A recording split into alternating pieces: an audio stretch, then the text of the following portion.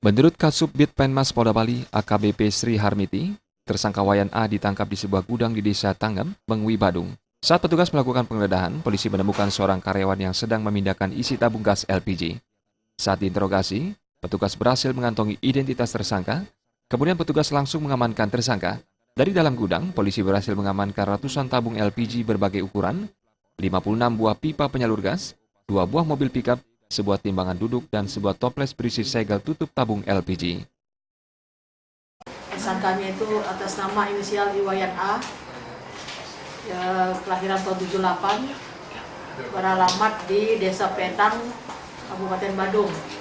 Barang-barang yang dapat diamankan saat ini sedang dititipkan.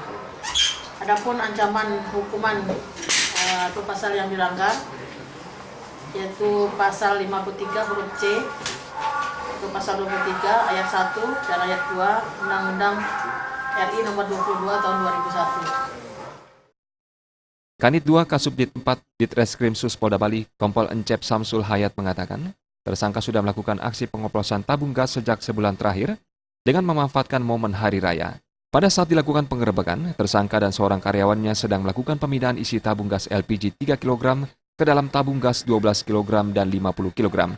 Sementara ini, pihak polisian belum bisa memastikan jumlah kerugian negara yang diakibatkan perbuatan tersangka.